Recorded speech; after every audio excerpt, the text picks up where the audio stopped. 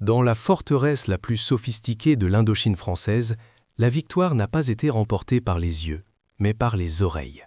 Dans la nuit impénétrable de Dien Bien Phu, l'audition d'un seul homme s'est avérée plus précieuse que la doctrine de tout un état-major. L'issue d'une bataille décisive ne reposait pas sur la technologie, ni sur la discipline aveugle, mais sur un acte de désobéissance radicale, une violation directe de la chaîne de commandement. C'est l'histoire de comment, dans un système militaire fondé sur la preuve visuelle, un caporal a dû faire confiance à un son que personne d'autre ne pouvait entendre, pour sauver ses camarades d'un anéantissement certain. Un paradoxe qui a redéfini la frontière entre l'insubordination et l'héroïsme. Pour comprendre comment un simple sous-officier, considéré comme paranoïaque par ses supérieurs, a pu déjouer un assaut massif que les services de renseignement n'avaient pas vu venir, il faut d'abord disséquer la faille structurelle cachée au cœur de la doctrine militaire française. Une arrogance stratégique, une confiance aveugle en la supériorité technologique qui rendait le commandement sourd à la réalité du terrain. Cette histoire révélera le principe psychologique qui permet à l'intuition humaine de triompher de la logique institutionnelle. Nous allons voir comment, face à un danger invisible, la désobéissance devient le seul acte rationnel, et comment un homme a dû trahir son serment pour rester fidèle à sa véritable mission, ramener ses frères vivants. Nous sommes en mars 1954, sur la position défensive Eliane II, un îlot de boue et de barbelés au milieu de l'enfer de Dien Bien Phu. La mousson a transformé la vallée en un marécage visqueux, où chaque pas est un effort. Les nuits sans lune, épaissies par le brouillard et une pluie incessante, effacent toute visibilité, étouffent les sons et isolent les hommes. C'est ici que le corps expéditionnaire français en Extrême-Orient a construit sa base aéroterrestre, un piège conçu pour attirer les divisions régulières du Viet Minh et les anéantir sous un déluge d'artillerie et de bombes. La confiance règne dans les bunkers de commandement. Le plan est parfait, le système est infaillible. Pourtant, au-delà des tranchées françaises, l'ennemi est une force spectrale. Le Viet Minh, dirigé par le général Giap, contrôle les collines environnantes, invisibles dans la jungle dense. Sa présence ne se manifeste que par le sifflement des obus qui s'abattent jour et nuit sur le camp retranché, transformant la piste d'atterrissage, unique cordon ombilical logistique, en un cimetière d'avions et d'ambulances. L'ennemi n'a pas de visage, pas de formation visible. Il est une menace acoustique, une présence fantomatique qui use les nerfs et les munitions. Pour le système français, qui exige de voir sa cible pour la détruire, combattre le Viet Minh, c'est comme se battre contre le brouillard lui-même. Au milieu de cette tension, le caporal Pascal Lebrun, un vétéran de la Légion étrangère, se distingue par son silence. Ancien chasseur des Ardennes, enduré par une décennie de conflits, il est un homme déplacé parmi les jeunes officiers sortis de Saint-Cyr. Sa compétence unique n'est pas inscrite dans son dossier militaire, c'est son ouïe. Il perçoit ce que les autres ignorent, le cliquetis d'un équipement à 100 mètres, le froissement d'une feuille qui n'est pas due au vent, le son mat de la terre remuée dans l'obscurité. Dans un environnement où la survie dépend de ce que l'on voit, Pascal écoute. Cette sensibilité le rend suspect, presque paranoïaque aux yeux d'une hiérarchie qui ne fait confiance qu'aux jumelles et aux rapports radio.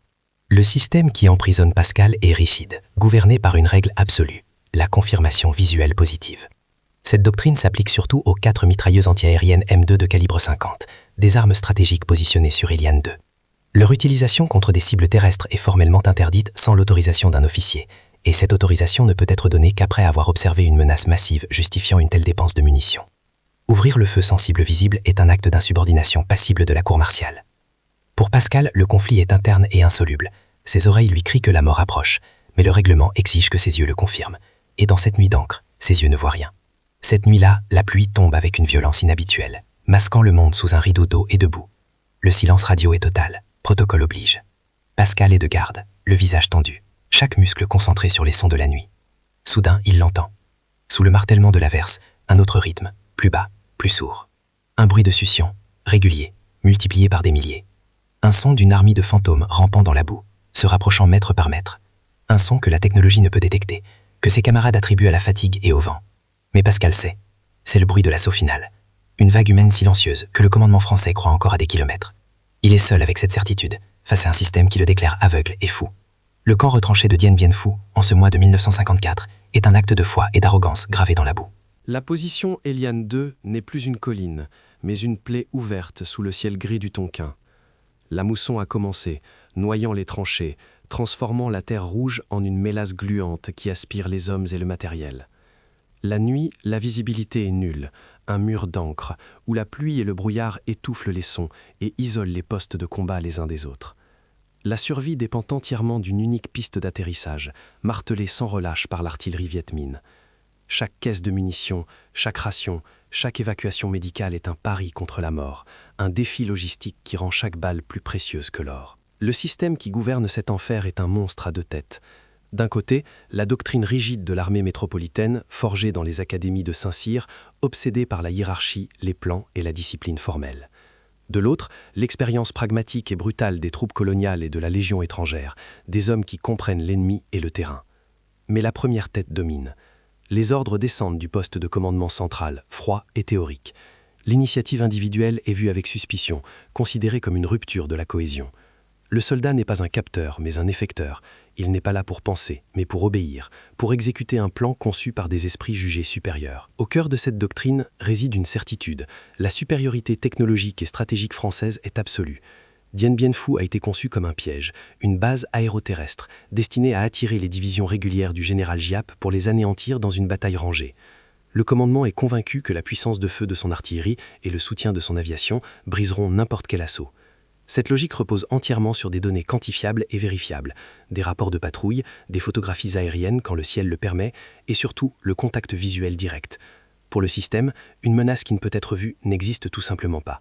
C'est une machine conçue pour un champ de bataille européen, pas pour une cuvette noyée dans la jungle. Cette logique est gravée dans le marbre des protocoles de combat. La chaîne de commandement est sacrée, un dogme inviolable. Chaque arme a une fonction, et dévier de cette fonction est un crime. Les 4 mitrailleuses M2 de calibre .50 montées sur leurs affûts anti-aériens sont l'exemple parfait de cette rigidité. Leur puissance de feu est terrifiante, capable de faucher des vagues d'assaut entières.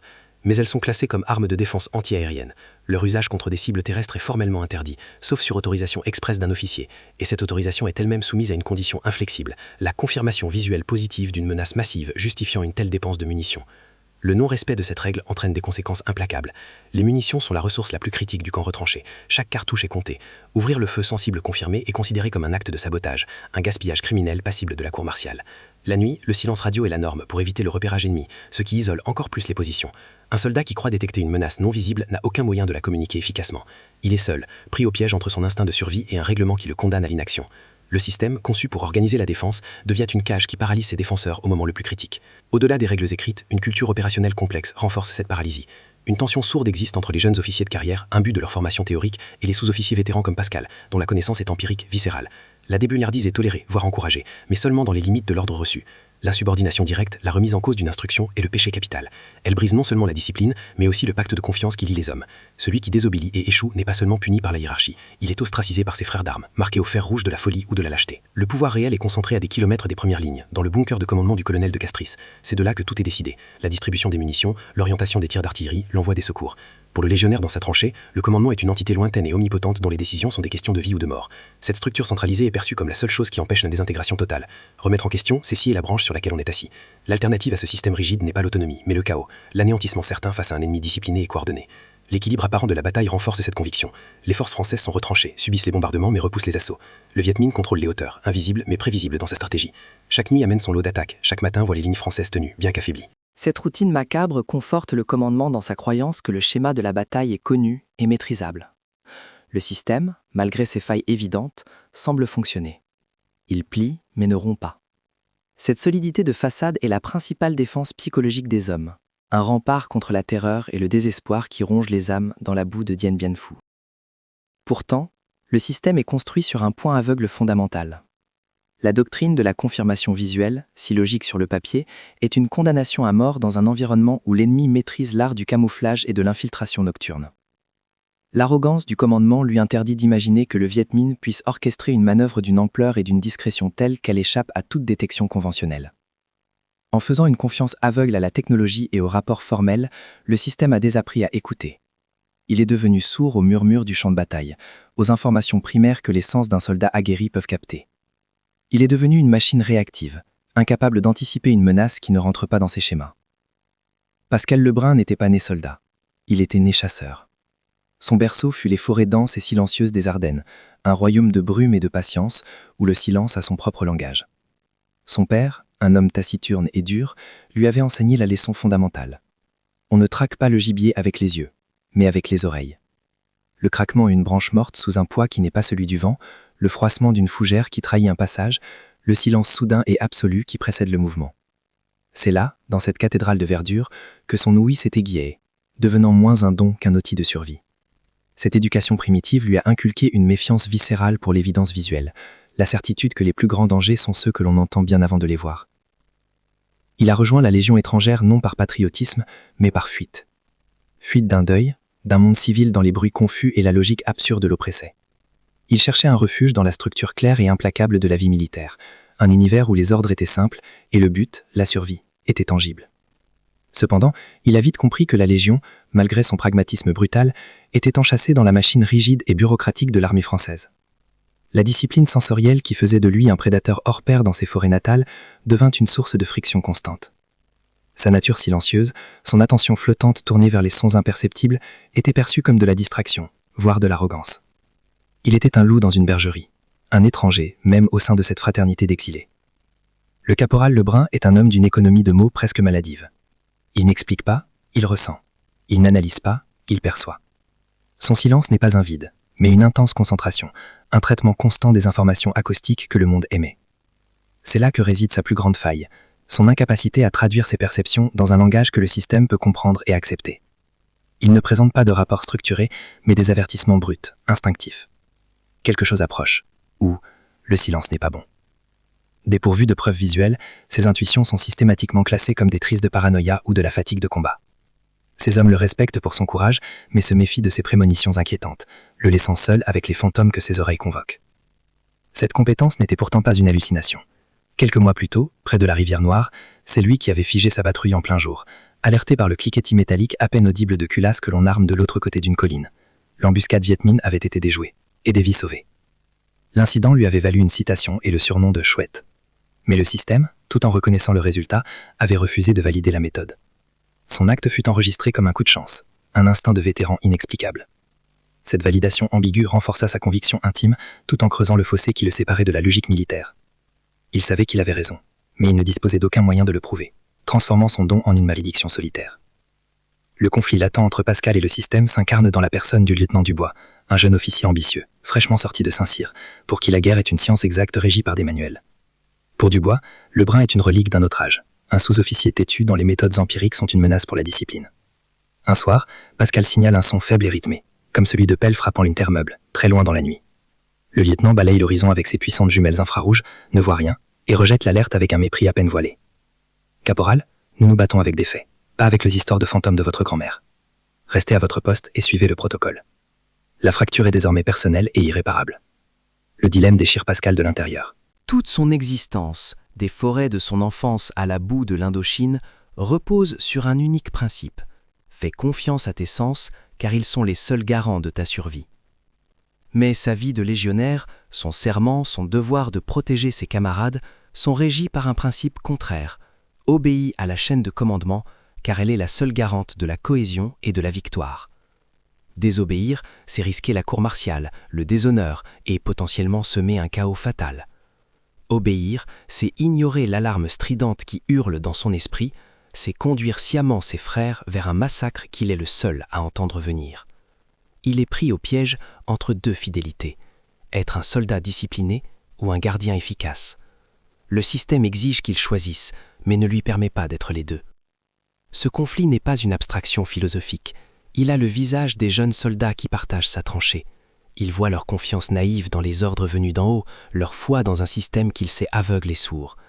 Une responsabilité écrasante, presque paternelle, pèse sur ses épaules, bien plus lourde que son équipement. S'il se trompe et désobéit, son erreur pourrait coûter des vies.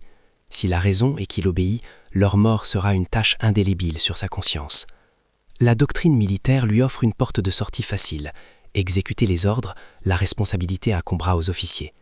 Mais l'âme de chasseur de Pascal, forgée dans un monde où la survie est une affaire strictement personnelle, ne peut accepter une telle démission. Pour lui, ne pas agir est déjà une forme de trahison. Alors que la nuit s'épaissit et que la mousson redouble de violence, l'isolement de Pascal devient total. Les sons qu'il est le seul à percevoir gagnent en clarté, en organisation. Ce ne sont plus des bruits épars, c'est la respiration d'une armée qui se met en position. Ses dernières tentatives d'alerte ont été balayées, le cimentant dans son rôle de caporal fou. Il est seul à son poste de guet, observant ses camarades qui tentent de dormir ou partagent une cigarette, inconscient de la marée humaine qui monte silencieusement vers eux. Il comprend alors que le système ne les sauvera pas. Le choix n'est plus entre l'obéissance et l'insubordination. C'est un choix entre suivre des règles qui garantissent leur anéantissement et les briser pour leur offrir une unique, infime chance de survie. La pluie s'intensifie, devenant un tambourinement assourdissant sur les tôles des abris. C'est dans ce vacarme que le son perçu par Pascal Lebrun se transforme. Ce n'est plus une suspicion, une intuition vague, mais une certitude acoustique, structurée et terrifiante. C'est le bruit de succion de milliers de pieds nus dans la boue, le frottement étouffé de milliers de corps rampant sur le sol détrempé. Une cadence basse, régulière, implacable, qui se rapproche mètre par mètre. Une vague humaine invisible, une armée de fantômes sur le point de déferler sur eux. Il se jette sur le téléphone de campagne pour joindre le poste de commandement du lieutenant. La ligne est morte. Un silence statique. La pluie, un obus ou un sabotage l'a coupé. À l'instant le plus critique, le système l'a rendu muet et l'a totalement isolé. Sa première impulsion n'est pas de commettre l'irréparable, mais de contourner la règle, de la pousser à sa limite. Dans un geste fébrile, il saisit le pistolet lance-fusée. C'est une action réglementaire, un moyen de communication et d'éclairage. Il arme l'engin, le pointe vers le ciel d'encre et tire. La fusée éclairante s'élève avec un sifflement rageur avant d'exploser en une fleur de magnésium. Pendant quelques secondes spectrales, une lumière blafarde et vacillante se répand en no man's land. La pluie et le brouillard la diffusent, ne révélant qu'un paysage lunaire de boue liquide et de barbelés tordus. Aucune cible, pas le moindre mouvement. La fusée s'éteint, et l'obscurité qui suit est plus profonde, plus lourde qu'avant. Un juron fuse d'un trou de combat voisin. La preuve visuelle vient d'invalider publiquement ses sens. L'échec de la fusée éclairante le cimente dans son rôle de paria. Il n'est plus seulement le caporal paranoïaque, il est celui qui gaspille les précieuses munitions et sème la confusion. Il sent le mépris de ses camarades peser sur lui, plus lourdement que la pluie.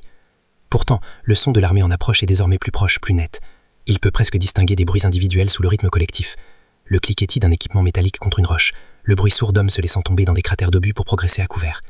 La pression externe de l'ennemi et la pression interne du système qui le rejette le compriment dans un étau. Obéir, c'est accepter leur mort collective. Désobéir, c'est risquer la cour martiale et le déshonneur, même en cas de succès. L'inaction et l'action ont toutes deux un coût exorbitant. Soudain, un nouveau son vient s'ajouter à la symphonie de la menace. Une série de départs sourds, des poumfs, presque absorbés par le déluge, mais indubitables pour une oreille exercée. Pascal les identifie immédiatement, des tubes de mortier. Mais ce ne sont pas les leurs. C'est le Viet Minh qui tire, non pas des obus explosifs, mais des fusées éclairantes. Il se prépare à illuminer le champ de bataille pour coordonner la fanale de leur simp.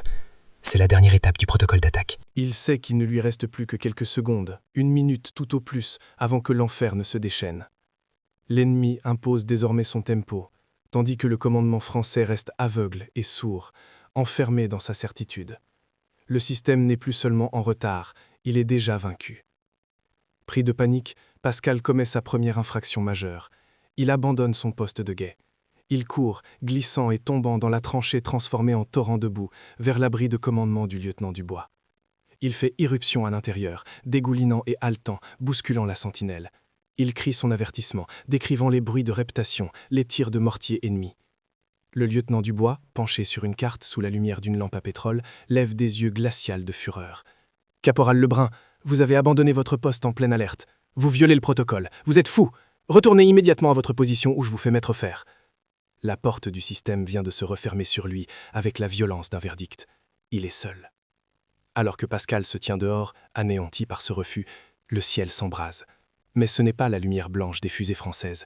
C'est une lueur verdâtre, surnaturelle, qui déchire les nuages. Les mortiers Viet Minh ont fait leur œuvre. La lumière spectrale révèle une scène d'apocalypse. Sur toute la pente menant à la position Eliane 2, la boue elle-même semble avoir pris vie. Ce n'est pas de la terre, c'est une marée humaine. Des milliers de soldats, se relevant comme des spectres du sol, baïonnettes au canon, à moins de 50 mètres des premiers réseaux de barbelés. La confirmation visuelle tant exigée par le système est enfin là. Mais ce n'est plus un avertissement, c'est une épitaphe. Immédiatement, des centaines de sifflets stridents déchirent l'air. Les baudoïs du Viet Minh chargent en hurlant, une vague de cris et d'acier. Le périmètre français explose dans une cacophonie de tirs désordonnés, des réactions individuelles et futiles face à la masse. Les mitrailleuses légères crachent leurs rafales à l'aveugle, leurs arcs de tir trop étroits pour endiguer le flot. En quelques secondes, les premières lignes de barbelés sont pulvérisées par l'explosion de charges allongées. Les grenades commencent à pleuvoir dans les tranchées.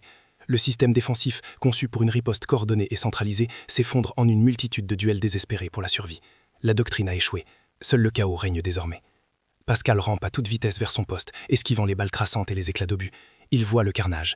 Il voit les jeunes légionnaires de sa section, ceux qui se moquaient de lui quelques minutes plus tôt, fauchés par les premières salves. et il voit les 4 mitrailleuses M2 de calibre .50, les armes les plus puissantes de la position, pointées vers le ciel, inertes. Leurs servants, disciplinés jusqu'à la mort, attendent un ordre qui ne viendra jamais d'un lieutenant probablement déjà submergé ou essayant de joindre un commandement central tout aussi dépassé. La règle, cette fameuse confirmation visuelle positive suivie d'un ordre d'officier, est en train de les assassiner un par un. Son choix est devenu d'une simplicité barbare. Suivre les règles et mourir, ou les briger pour vivre. Il se traîne vers l'affût quadruple le plus proche, monté sur son Half-Track M16. Le tireur est affalé sur ses commandes, un trou béant dans le casque. Le pourvoyeur, un gamin de 19 ans, est figé par la terreur, incapable de bouger. Pascal croise son regard et voit à travers lui tous les visages de ses frères d'armes. Son conflit intérieur atteint son paroxysme. Son serment, sa formation, sa peur de la cour martiale lui hurlent d'obéir. Mais son instinct de chasseur, ce devoir primal de protéger la meute, lui hurle d'agir. Le vacarme de la bataille est assourdissant, mais dans sa tête, un silence glacial s'installe. La logique du système est un pacte suicidaire. La logique de la survie exige sa violation. Le coût de son acte n'a plus aucune importance. D'un geste brutal, Pascal écarte le pourvoyeur tétanisé et empoigne les manettes de la pièce M2. Il n'a pas besoin de viser une cible précise. La cible est partout. Il fait pivoter les 4 canons massifs, les arrachant de leur contemplation inutile du ciel pour les abaisser vers la pente, vers le cœur battant de la vague humaine. Il prend une profonde inspiration. Ce geste est bien plus qu'un tir. C'est une déclaration de guerre à sa propre hiérarchie, une trahison de son serment pour rester fidèle à sa mission. Il n'est plus le caporal Lebrun, matricule de la Légion étrangère. Il est un homme seul contre la marée. Il écrase la détente papillon. Les 4 canons vomissent la mort dans un rugissement unique et assourdissant qui déchire la nuit. Il vient de briser la règle la plus sacrée pour tenter de les sauver. Le monde de Pascal Lebrun se fracture en un instant. Le chaos n'est plus une menace rampante mais une réalité hurlante. Autour de lui, la défense française s'effondre dans une panique désordonnée. Les tirs sont sporadiques, des gestes de défi futiles face à une marée qui submerge tout. Il voit des hommes qu'il connaît, des visages familiers, être fauchés avant même d'avoir pu épauler leurs fusils. La confirmation visuelle, cette déesse froide et abstraite exigée par le commandement, est là, dans toute son horreur. Mais elle arrive trop tard. Elle n'est plus une information stratégique, mais le témoin oculaire d'un massacre. Le système, conçu pour organiser la riposte, est devenu une ancre qui les entraîne tous par le fond, paralysés par sa propre logique, au moment précis où l'action pure est la seule réponse possible. Le vacarme de la bataille s'estompe dans son esprit, remplacé par un conflit bien plus assourdissant. 2 voix se déchirent en lui. L'une est celle du sergent instructeur de la Légion, une voix rauque qui martèle les mots sacrés, discipline, obéissance, chaîne de commandement. Un légionnaire exécute, il ne pense pas. Ta seule protection est l'ordre reçu. Cette voix lui promet le déshonneur, la cour martiale, l'ostracisme de ses frères d'armes Silos déviés. L'autre voix est plus ancienne, plus calme. C'est celle de son père, dans le silence brumeux d'une forêt des Ardennes. Écoute, fais confiance à ce que la forêt te dit. Les yeux mentent, le vent ment, mais le silence qui précède le danger, lui, ne ment jamais. Être un soldat ou être un survivant? La question n'est plus théorique. Son regard balaie la tranchée et s'accroche à des détails insoutenables. Le jeune pourvoyeur de la mitrailleuse légère, un gamin de 18 ans, gît dans la boue, les yeux grands ouverts sur un ciel qu'il ne voit plus. Il avait partagé sa dernière lettre de sa mère avec Pascal la veille. Plus loin, un caporal-chef, vétéran d'Italie, tente désespérément d'enrayer son fusil mitrailleur, alors que 3 silhouettes se jettent sur lui. Ces hommes ne meurent pas à cause de la force de l'ennemi, ils meurent à cause de la faiblesse de leur propre système. Ils sont les victimes d'un protocole, les sacrifiés d'une doctrine aveugle. La colère de Pascal, une émotion qu'il croyait enfouie depuis longtemps, submerge la peur. La responsabilité n'est plus sur les épaules d'un lieutenant lointain, elle est ici, dans ses mains. Ses yeux se fixent sur la silhouette massive du Half-Track M16, où les 4 canons des mitrailleuses M2 pointent stupidement vers le ciel. Elles sont le symbole ultime de cette faillite. L'arme qui pourrait les sauver est là, chargée, prête, mais rendue impuissante par une simple ligne dans un manuel. C'est une forteresse de métal et de feu, transformée en monument à l'absurdité bureaucratique. Le tireur est mort, affalé sur ses commandes. Le pourvoyeur, vivant mais vidé de toute volonté, est pétrifié, attendant un ordre qui ne viendra jamais. La machine est parfaite, mais l'esprit qui la commande est brisé. Pascal comprend que le système n'est pas seulement défaillant, il est devenu l'ennemi. Il est un complice actif de leur anéantissement. Une clarté glaciale s'empare de son esprit. Il doit choisir qui il est. Le caporal Lebrun, matricule 47889, un rouage obéissant dans une machine suicidaire, ou Pascal, le chasseur, celui qui a appris que la première règle de la survie est de briser toutes les autres quand la mort approche. L'uniforme, le grade, le serment prêté des années plus tôt, tout cela se dissout dans l'urgence du moment. Ce ne sont que des constructions, des illusions de contrôle face à la réalité primale de la violence. Pour rester fidèle à sa mission la plus fondamentale, protéger les siens, il doit trahir l'uniforme qu'il porte. Il doit commettre l'acte ultime d'insubordination pour accomplir son devoir le plus sacré. La décision n'est plus un dilemme, c'est une nécessité. Il n'y a plus d'hésitation. Son corps agit avant même que sa pensée ne puisse formuler un doute. Il se jette en avant, rampant dans la boue sous les balles traçantes. Il atteint le half-track, grimpe sur la plateforme et d'un geste qui n'est ni brutal ni doux mais simplement nécessaire, il pousse le pourvoyeur tétanisé hors de son siège. Ses mains, guidées par une mémoire musculaire qu'il ne se connaissait pas, trouvent les poignées de contrôle. Il sent le poids des 4 canons, leur inertie. Il actionne le mécanisme de pointage. Lentement, avec le grincement sinistre du métal, les canons s'abaissent, abandonnant leur veille inutile du ciel pour se tourner vers la terre, vers la marée humaine qui déferle sur la pente. Ce mouvement est un blasphème, un acte d'hérésie contre la religion de la doctrine militaire. Il aligne les canons, non pas sur une cible, mais sur une zone, un secteur entier où la boue est vivante. Il sait ce que ce geste signifie. Il n'y aura pas de retour en arrière. S'il survit, ce sera pour faire face à un peloton d'exécution ou à une cellule de prison. Il a abandonné son poste, bousculé un supérieur, ignoré un ordre direct et s'apprête à utiliser une arme stratégique sans autorisation. Il a déconstruit toute sa carrière militaire en moins de 2 minutes. Un sourire étrange, presque serein, effleure ses lèvres. Il n'est plus prisonnier du système. Il est libre. Libre de mourir selon ses propres termes et de donner à ses camarades une chance de vivre. Il prend une dernière, profonde inspiration, sentant l'odeur de la poudre et de la boue. Puis, il écrase la détente. Le rugissement des 4 canons déchire la nuit. Ce n'est pas le crépitement familier des fusils, mais un son physique, une onde de choc qui frappe la poitrine et fait vibrer la boue. 4 torrents de balles traçantes de calibre 50 s'abattent sur la marée humaine, transformant la pente en un abattoir incandescent. Les corps ne tombent pas. Ils explosent, pulvérisés par une force cinétique pour laquelle ils n'ont aucune défense. Pour la première fois cette nuit-là, la vague Viet Minh hésite, son élan brisé net par la violence inouïe de cette riposte imprévue. Accroché à ses commandes, le visage de Pascal est un masque de suie et de fureur concentrée. Il n'est plus un soldat. Il est devenu l'arme elle-même, un instrument de survie brute. Dans l'abri de commandement à moitié effondré, le lieutenant Dubois entend ce tonnerre et comprend instantanément. La fureur submerge sa peur. C'est l'acte d'insubordination ultime, la négation de tout ce en quoi il croit. Il hurle des ordres incohérents à son radio, qui lui répond que la ligne est toujours morte. Pour les autres légionnaires terrés dans leur trou, le son est d'abord une source de confusion, puis un phare d'espoir. Ils voient les gerbes de feu faucher les assaillants par dizaines et comprennent. Un homme a brisé les règles pour leur donner une chance. De fait, Pascal est devenu le commandant officieux de la position, sa décision individuelle remplaçant une chaîne de commandement paralysée. Le système n'est pas seulement contourné, il est anéanti par l'acte d'un seul homme. La surprise est totale dans les rangs du Viet Minh. Leurs renseignements n'avaient jamais anticipé une telle concentration de feu antipersonnel depuis cet affût anti-aérien. La première vague d'assaut, celle qui devait submerger les défenses par sa seule masse, est littéralement fauchée, stoppée dans son élan à quelques mètres des barbelés. Les commandants Baudoy, forcés de s'adapter, crient de nouveaux ordres. L'assaut n'est pas annulé, mais son axe principal se déplace, cherchant à contourner ce mur de feu infranchissable. Simultanément, les mortiers et les mitrailleuses lourdes ennemies se réorientent. Le H-track de Pascal, source du salut, devient la cible prioritaire. Un duel féroce s'engage entre la pièce M2 et des dizaines d'armes ennemies qui concentrent leurs tirs sur lui. Pascal est dans une transe de violence calculée. Il balaie la pente méthodiquement, créant une zone de mort infranchissable. Les canons surchauffent, leur lueur rougeoyante visible même à travers la pluie battante. À ses côtés, le jeune pourvoyeur, sorti de sa torpeur par le choc, agit par pur instinct. Il arrache les caisses de munitions, guide les lourdes bandes de cartouches dans les mécanismes, son corps fonctionnant en symbiose avec celui de Pascal. Le blindage du half-track est martelé par les impacts. Un éclat de mortier ricoche sur le bouclier de la tourelle, ouvrant une entaille sanglante sur la joue de Pascal. Il ne bronche pas. Il sait qu'il brûle des munitions valant une fortune, chaque rafale creusant sa tombe disciplinaire, tout en sauvant des vies autour de lui. L'effet est contagieux. Galvanisés par cette résistance forcenée, les autres défenseurs sortent de leur prostration. La panique initiale se mue en une fureur organisée. Les mitrailleuses légères, mieux positionnées, concentrent leurs tirs sur les flancs de l'assaut, guidés par les trajectoires lumineuses des balles de Pascal. Le feu sporadique et désordonné se transforme en une défense coordonnée, non par des ordres venus d'en haut, mais par imitation, par une compréhension partagée et viscérale du champ de bataille. Le chaos a désormais un centre de gravité. Pour la première fois, l'idée que la position puisse tenir n'est plus une prière désespérée, mais une possibilité tangible. La ligne plie, mais grâce à l'insubordination d'un seul homme, elle ne rompt pas. Mais le système n'a pas dit son dernier mot. Furieux de voir son autorité bafouée, même si cela sauve la position, le lieutenant Dubois prend une décision insensée. Il désigne 2 sous-officiers loyaux, leur hurlant par-dessus le vacarme. Arrêtez le brun, il est fou, mettez-le hors de combat, par la force s'il le faut. C'est un ordre suicidaire. Les 2 hommes doivent ramper sous un déluge de feu croisé pour atteindre le half-track. Cette action crée un nouveau front, absurde et tragique. Pascal ne se bat plus seulement contre le Viet Minh qui monte la pente, mais aussi contre sa propre hiérarchie qui rampe dans son dos. Le système, dans son agonie, tente de réaffirmer son contrôle, prouvant que sa rigidité est plus importante que la survie de ses hommes. Les 2 sous-officiers atteignent la plateforme du M16, leur visage déformé par la peur et la détermination. Ils crient à Pascal de cesser le feu, invoquant l'ordre direct du lieutenant. Pascal les ignore, ses yeux rivés sur la masse sombre des assaillants. L'un des hommes, un sergent zélé, épaule son fusil, le canon pointé vers Pascal. Un instant de tension pure et insoutenable. Un légionnaire va-t-il abattre son camarade pour faire respecter un ordre qui les condamne tous? Voyant la scène, le jeune pourvoyeur, qui doit sa vie à Pascal, se jette sur le sergent. « Il nous sauve la vie, espèce d'abruti », crie-t-il, alors que les 2 hommes roulent sur le plancher métallique de la plateforme, au milieu des douilles brûlantes. À cet instant précis, comme si le destin choisissait son camp, un obus de mortier Viet Minh s'abat directement sur l'abri de commandement du lieutenant Dubois. Une explosion sourde, une gerbe de terre et de débris. Et puis le silence. La source de l'ordre absurde vient d'être littéralement décapitée. La chaîne de commandement n'existe plus.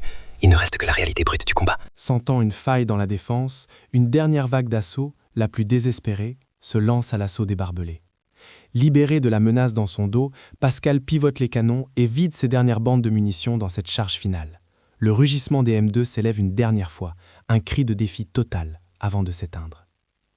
Un silence assourdissant tombe sur la position, seulement troublé par les gémissements des blessés et le crépitement de quelques incendies. Les canons sont muets, les bandes de munitions vides. Devant Eliane 2, la pente n'est plus qu'un charnier. L'assaut est brisé, anéanti. Les rares survivants refluent en désordre vers l'obscurité de la jungle. Pascal s'effondre sur ses commandes, le corps secoué de tremblements, les oreilles assourdies. Le jeune pourvoyeur lui pose une main sur l'épaule, un geste simple qui vaut tous les discours. Ils ont survécu. La position a tenu. Mais en regardant le carnage qu'il a provoqué, Pascal sait qu'il n'est pas un héros. Aux yeux du système, il est un mutin, un criminel de guerre. Le conflit externe est terminé, mais sa guerre personnelle ne fait que commencer.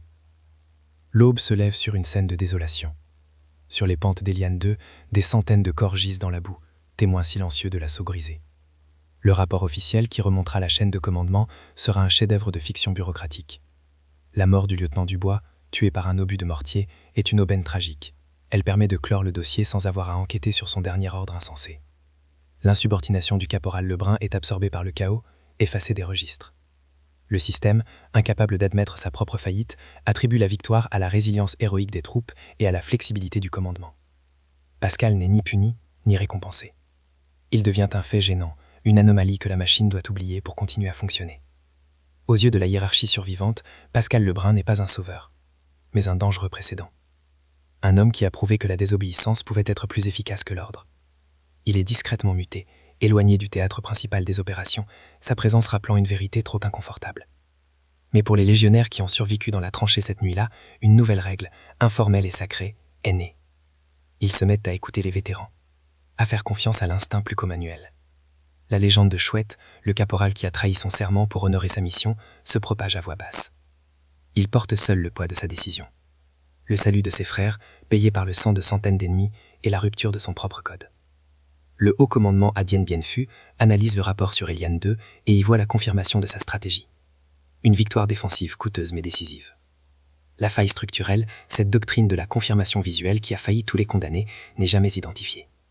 L'événement est classé comme une exception, le produit de la fameuse fortune de la guerre. Le système se protège en refusant d'apprendre. Admettre qu'un simple caporal et ses oreilles ont été plus pertinentes que tout l'appareil de renseignement reviendrait à invalider les fondements même de la science militaire française. Ainsi, les mêmes erreurs sont répétées sur les positions Dominique et Huguette dans les semaines qui suivent, scellant le destin de la forteresse tout entière. Nous pouvons maintenant comprendre le paradoxe initial. La victoire n'a pas été remportée par les yeux, mais par les oreilles. Car le système était structurellement aveugle, enfermé dans une forteresse mentale d'arrogance et de dogme. La subordination de Pascal n'était pas un acte de rébellion, mais la seule réponse rationnelle à un protocole suicidaire. Il n'a pas enfreint les règles. Il a obéi à une loi supérieure et non écrite, celle de la survie. Sa prétendue paranoïa était en réalité une lucidité accrue, une forme de santé mentale dans un univers rendu fou par sa propre logique. La chaîne de commandement, conçue pour transmettre des ordres vitaux, était devenue une digue retenant la vérité. Un obstacle mortel entre la perception et l'action. L'histoire du caporal Lebrun expose ainsi le conflit fondamental entre la logique institutionnelle et l'intuition humaine. Les systèmes, qu'ils soient militaires, administratifs ou entrepreneuriaux, sont conçus pour la prévisibilité. Ils fonctionnent sur la base de données quantifiables et de procédures établies, cherchant à éliminer l'incertitude.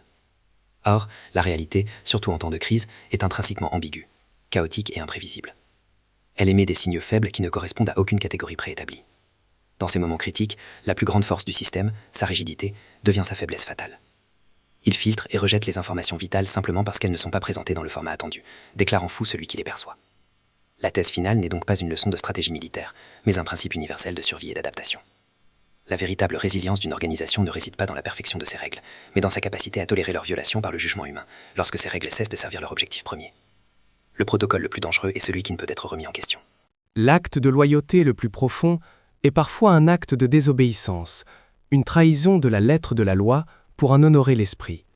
Dans toute structure confrontée à une menace existentielle, la survie dépend de sa capacité à écouter la voix dissidente, l'individu qui entend un son que personne d'autre ne perçoit. Car ce son n'est pas la folie, c'est le futur qui arrive en avance.